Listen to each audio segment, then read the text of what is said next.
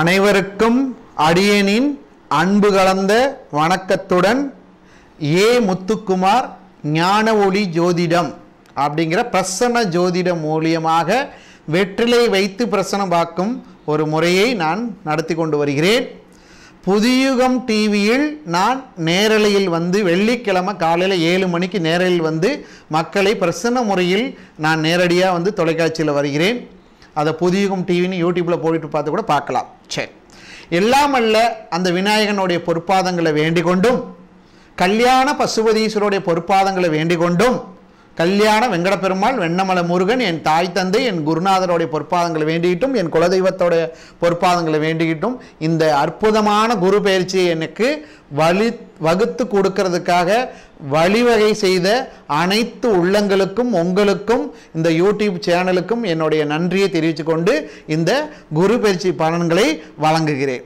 இந்த ஒவ்வொரு ராசிக்கும் குரு பயிற்சி அப்படிங்கிறது வந்து எப்படி நடக்குது அப்படிங்கிறத பார்ப்போம்.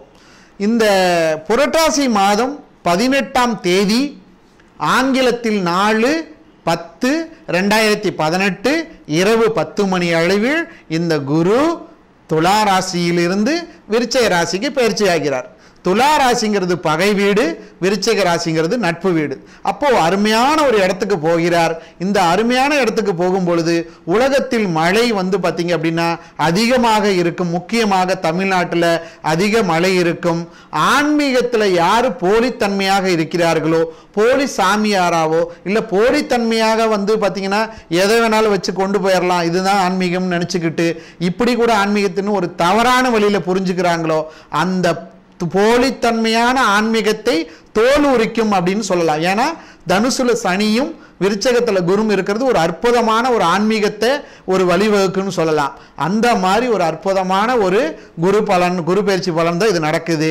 ஒவ்வொரு ராசிக்கும் இந்த குரு பயிற்சியை சொல்றதுக்கு முன்னாடி இந்த ஞான ஒளி ஜோதிடம் அப்படிங்கிற இந்த யூடியூப் சேனலை சப்ஸ்கிரைப் பண்ணி வைங்க. ஏன்னா இந்த பிரசன்ன முறையில் வந்து பார்க்குற இந்த ஒரு முறையில் நிறைய அற்புதமான பலன்களை தரும், விசேஷமான விஷயங்களை வந்து அடுத்தடுத்து நாங்கள் போட்டுக்கிட்டு இருக்கிறோம். அது நிறைய பேருக்கு ரீச் ஆகணும். அதனால் சப்ஸ்கிரைப் பண்ணி வைங்க. நாங்கள் போடுற வீடியோ உங்களுக்கு இன்டிமேட் பண்ணணும் அப்படின்னா அதில் பெல் பட்டன் இருக்கும், அதை பண்ணி வைங்க. ஒவ்வொரு ராசிக்கும் குரு பயிற்சி பலன்கள் எப்படி இருக்குது அப்படிங்கிறத தொடர்ந்து பார்ப்போம். கன்னி ராசி நேயர்களே, உங்களுக்கான குரு பயிற்சி பலன்கள் இப்பொழுது பார்ப்போம். கன்னி ராசியின் அதிபதி யார் அப்படின்னு பார்க்கும் பொழுது புதனுடைய அதிதேவதை வந்து விஷ்ணு பகவான். பெருமாளை அதிகமாக வணங்கி உங்களுடைய வாழ்க்கையை மெருகேற்றி கொள்வீர்கள் அப்படின்னு சொல்லலாம். கன்னி ராசியை பொறுத்தவரையும் அந்த ராசியில் வந்து புதன் வந்து உச்சமாகிற இடம். ஆகையினால் உங்களுடைய கல்வி நிலையாக இருக்கட்டும், தொழில்நுட்பமாக பார்க்குற ஒரு அறிவாக இருக்கட்டும், ஒரு நுணுக்கமாக செய்கிற செயல்களாக இருக்கட்டும், இவற்றில் மிக கொடிகட்டி பறக்கும் அளவிற்கு உங்களுக்கு அறிவு நுட்பங்கள் உங்களுக்கு இருக்கும். ஒரு வேணும்னு நினைக்கிறவங்களுக்கு நீங்கள் உயிரை கூட கொடுத்து அவங்களுக்காக உதவி செய்வீங்க. வேணான்னு உங்கள் மனசு தோணிருச்சுன்னா பக்கத்தில் கூட வச்சுக்க மாட்டீங்க. முடிஞ்ச அளவுக்கு சாந்தமான குணமாகவும், முடிந்த அளவுக்கு வந்து பார்த்திங்கன்னா அனைவரையும் அரவணைச்சு போகணுங்கிற ஒரு எண்ணங்களும் இந்த கன்னி ராசி நேயர்களுக்கு கண்டிப்பாலுமே உண்டு. இந்த கல்விக்கு வித்தகரான புதன் வந்து இதுக்கு அதிபதியாக இருக்கனால கல்வி பயின்றாலும் பயிலாலாட்டாலும் நீங்கள் ஞானவானாக தான் தெளிவீர்கள் அப்படிங்கிறத சொல்லி இதை வந்து கன்னி ராசியை பற்றி சொல்லலாம். சரி, இப்போது கன்னி ராசிக்கு இந்த குரு என்ன பண்ணுறார், குரு பயிற்சி எப்படி இருக்குது அப்படின்னு பார்ப்போம். இந்த கன்னி ராசிக்கு ஆல்ரெடி வந்து பார்த்திங்க அப்படின்னா அர்த்தாஷ்டம சனின்னு சொல்கிற 4ஆம் இடத்துல சனி இருந்து, அஷ்டம சனியின் பாதி நிகழ்வு அப்படிங்கிறது வந்து இந்த அர்த்தாஷ்டம சனியில் நடக்கும். அஷ்டம சனி நடந்தால் மிக கொடுமையான விஷயம் நடக்கும். அதில் பாதி விஷயம் வந்து பார்த்திங்கன்னா இந்த அர்த்தாஷ்டம சனியில் நடக்கும். இந்த அர்த்தாஷ்டம சனிங்கிறது வந்து நல்லடி நடந்துகிட்டு இருக்கும் பொழுது 2ஆம் இடத்துல குரு இருந்து இவ்வளோ நாள் உங்களுக்கு சாதகமான பலன்களை கொடுத்துக்கிட்டு இருந்தார். இப்போது 3ஆம் இடத்துக்கு மறைவு ஸ்தானத்துக்கு போகிறார். அப்போ இது என்ன பண்ணும், 3ஆம் இடத்தில் இருந்து 4க்குடையவனும் 7க்குடையவனும் 3ஆம் இடத்துக்கு வருகிறார். அப்படிங்கும் பொழுது உங்களுடைய மன வாழ்க்கை அப்படிங்கிற விஷயத்தில் சில முக்கியமான விஷயங்கள் ஏற்படும், திருப்பு முனைகள். உதாரணத்துக்கு திருமணம் ஆகாதவர்களுக்கு திருமணம் கைகூடி வரும் அப்படிங்கிற அமைப்பு, திருமணமானவர்களுக்கு குழந்தை பாக்கியம் சம்பந்தப்பட்டதில் ஒரு நன்மைகள் நடக்கும் அப்படிங்கிற அமைப்பு. அடுத்ததாக வந்து பார்த்தீங்க அப்படின்னா உங்களுடைய வருமானங்கள், உங்களுடைய ஒரு புண்ணியங்கள் செய்ததுக்கு நல்ல மாற்றங்கள் இதெல்லாம் நடக்கிறதுக்கு உண்டான அமைப்புகளை இந்த குரு பயிற்சியில் எதிர்பார்க்கலாம். 3ஆம் இடம் மறைவு ஸ்தானமாக இருக்கிறனாலையும் 4க்கு 12ல் போய் வந்து குரு மறைகிறதுனாலையும் தாய் வழி உறவுகளில் விரிசல் ஏற்படுறதுக்கும் அதே மாதிரி கணவன் ஒரு மனைவி உறவுகளில் இல்லற வாழ்க்கையில் விரிசல் ஏற்படுறதுக்கும் சங்கடங்கள் ஏற்படுறதுக்கும் கண்டிப்பாலுமே இது வகைப்படும் அப்படிங்கிறது சொல்லலாம். அடுத்ததாக 4ஆம் இடங்கிறது வந்து வீடு மனை வண்டி வாகனத்தை குறிக்கிறது, உயர்கல்வியை குறிக்கிறது. அப்போது இந்த கல்வி சம்பந்தப்பட்டதில் வந்து பார்த்திங்க அப்படின்னா தடை தாமதத்தை ஏற்படுத்தி கொடுக்கும். அடுத்ததாக வந்து வீடு மனை வந்து புதிதாக கட்டலாம், இல்லைனா வாங்கிய வீட்டை விற்றுட்டு வேறு இதுக்கு போகலாம். இல்லை என்றால் புதிய ஒரு வீட்டுக்கு போகிறதுக்கு பழைய நிலத்தை விற்றுட்டு புதிய வீடு கட்டுவீங்க, இப்படிங்கிறதெல்லாம் சொல்லலாம். சரி, மிக கொடுமையான விஷயங்கள்லாம் நடக்கிறதுக்கு உண்டான வாய்ப்புகள் இந்த கன்னிராசியை பொறுத்தவரையும் கிடையாது. நான் இதுக்கு முன்னாடி சொன்னேன், 4ஆம் இடத்துல இருக்கிற சனி பகவான் வந்து உங்கள் உடல்நிலை ஆரோக்கியத்தை கெடுத்திருப்பார் அப்படின்னு சொல்லியிருக்கிறேன். தாய் வழி உறவுகள் சுகபோகங்கள் கொடுத்துருக்காதுன்னு சொல்லியிருக்கிறேன். அந்த விஷயத்துக்கு மட்டும் கொஞ்சம் போஜனமாக சிறிது முன்னேற்றங்கள் இருக்கும். இந்த அஷ்டம சனி நடக்கும் பொழுது உங்களுடைய உடல் ஆரோக்கியம் பாதிக்கப்படும், நிறைய பேர்த்துக்கு பாதிக்கப்பட்டிருக்கு. அதே மாதிரி வந்து பார்த்திங்கன்னா தொழிலில் தடை தாமதங்கள், தாய் வழி உறவுகள் பிரச்சனை இருக்குன்னு சொல்லியிருக்கிறேன். அதெல்லாம் இந்த குரு பயிற்சிகள் வந்ததுக்கு அப்புறமேட்டுக்கு கொஞ்சம் நல்லது நடக்கும். ஏன்னா உங்கள் ராசிக்கு 11ஆம் இடத்தை பார்க்குறார், அது உங்களை வருமானத்தை குறிக்கிறது. அடுத்தது 9ஆம் இடத்தை வந்து பார்க்குறார். 9ஆம் இடங்கிறது வந்து பாக்கியம், நீங்கள் செஞ்ச புண்ணியங்கள் எல்லாத்துக்கும் ஒரு புண்ணியங்கள் எல்லாத்துக்குமே ஒரு அங்கீகாரம் பெறப்போகுது.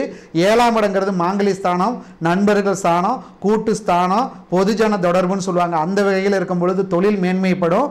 நல்ல ஒரு சமுதாயத்தில் வந்து ஒரு நல்ல ஒரு மாற்றங்கள், ஒரு நல்ல ஒரு மனிதர்களை சந்தித்து ஒரு வாழ்க்கையை மாற்றி அமைக்கணுங்கிற ஒரு நிகழ்வுகள்லாம் இந்த இதில் எதிர்பார்க்கலாம் அப்படின்னு சொல்லலாம். ஸோ ஆக மொத்தம் இந்த குரு பயிற்சி உங்களுக்கு நன்மை அளிக்கக்கூடியதாக இருக்குது அப்படிங்கிறத சொல்லி சில பரிகாரங்கள் செய்து கொண்டால் இந்த கன்னிராசி நேயர்கள் மீண்டும் நல்ல லெவலுக்கே போகலாம் அப்படிங்கிறத எடுத்துக்கலாம். என்ன மாதிரி செய்யணும்? ராசிக்கு 2 குடையவன், 3 குடையவன், 4 குடையவன் தான் குருஸ்தானமாக எடுத்துக்கணும்னு சொல்லியிருக்கிறேன். அப்போ 2ஆம் இடங்கிறது வந்து பார்த்திங்கன்னா உங்களுக்கு சுக்கிரன், 3ஆம் இடம் செவ்வாய், 4ஆம் இடம் குரு. அப்போது சுக்கிரன், செவ்வாய், குரு இந்த 3மே சம்மந்தப்படும் பொழுது திருச்செந்தூர் முருகன் வந்து முருகனுடைய ஸ்தலம் குருவோட ஸ்தலம் சேர்ந்துருக்கனால அங்கே போகலாம். 2ஆம் இடம் சுக்கரனால ஸ்ரீரங்கத்தில் இருக்கிற ஸ்ரீ ராமானுஜருடைய ஜீவ சமாதியில் போய் நின்று ஒரு 3 மணி நேரம் அங்கேயே இருந்து, இல்லைன்னா குறைஞ்சது ஒரு அரை மணி நேரமாச்சும் அங்கேயே உட்காந்துருந்து மனசார பிரார்த்தனை பண்ணிட்டு வாங்க. எல்லா தெய்வங்களையும் வணங்கிட்டு உடையவருடைய சன்னிதானத்திலையும் போய் இருந்துட்டு சாமி கும்பிட்டுட்டு வாங்க. கண்டிப்பாக நல்லது நடக்கும். வெள்ளிக்கிழமை தவறாமல் தொடர்ந்து நீங்கள் செய்ய வேண்டிய ஒரே விஷயம், 10 to 12 ராகு காலத்தில் காளியம்மன் கோயிலுக்கோ இல்லை துர்க்கையம்மன் கோயிலுக்கோ போய் எலுமிச்சம்பழத்தினால விளக்கு போடுங்க. ஏன்னா 10வது இடத்துக்கு வந்து ராகு வர்றதுனால வெளிநாட்டில் இருக்கிறவங்க, இல்லைன்னா வெளியூர் பயணங்கள் செய்கிறவங்க, இல்லைன்னா சொந்த தொழில் மூலியமாகவோ இடையூறுகள் நடக்காமல் இருக்கணும்னா இதை செஞ்சுக்கிட்டால் போதும். கண்டிப்பாக நல்லது நடக்கும். செவ்வாய்க்கிழமை தோறும் 3 to 4 ராகு காலத்திலேயே இதை கும்பிடலாம், நல்லது நடக்கும். ஆன்மீகத்தை தேட விரும்பாதவர்கள் புண்ணியம் செய்யலாம் என்றால் கண்டிப்பாலுமே புண்ணியத்து மூலியமாகவும் இதை செய்ய முடியும். புண்ணியம் எப்படி செய்யணும்? 3ஆம் இடங்கிறது இளைய சகோதரத்தை குறிக்கிறது. அப்போது அண்ணன் தம்பி உறவுகளில் விரிசல் இருந்தால் கூட அதை வந்து நீங்களாக போய் விட்டு கொடுத்து அண்ணன் தம்பி உறவுகளை பலப்படுத்திக்குவாங்க. ஒரு கோயில் கட்டுமான பணிகளுக்கு வந்து செய்யணுங்கிறது ஆன்மீகமாக இருந்தால் கூட ஒரு பள்ளிக்கூடம், ஒரு சமுதாய கூடம், ஒரு மக்களுக்கு சேவை செய்கிற மாதிரி ஒரு விஷயங்களில் வந்து கட்டுமானம் சம்மந்தப்பட்டதில் நீங்கள் ஏற்படுத்தி கொடுத்தா கூட அது ஒரு நல்ல மாற்றத்தை ஏற்படுத்தி கொடுக்கும். ஏழை குழந்தைகளுக்கு வந்து உணவுலேருந்து கல்வியிலேருந்து ஏதாவது உங்களால் முடிஞ்ச ஒரு உதவி செய்யுங்க. ஒரு மரம் வாங்கி ஒரு பொதுவான இடத்துல நட்டு வச்சு வளர்த்து வாங்க. இது எல்லாமே உங்களுக்கு நல்ல மாற்றத்தை கொடுக்கும். கோயிலுக்கு போகணும்னா நான் சொன்ன அந்த 2 கோயிலுக்கு போயிட்டு வாங்க, தொடர்ந்து உங்களுக்கு நல்லது நடக்கும். ஐயப்பனுக்கு மாலை போட்டுட்டு போகிறது ஒரு மிக அற்புதமான பலனை கொடுக்கும். எல்லா ராசி நேயர்களுமே தன்னுடைய குலதெய்வ வழிபாடை மேற்கொள்ளுங்க.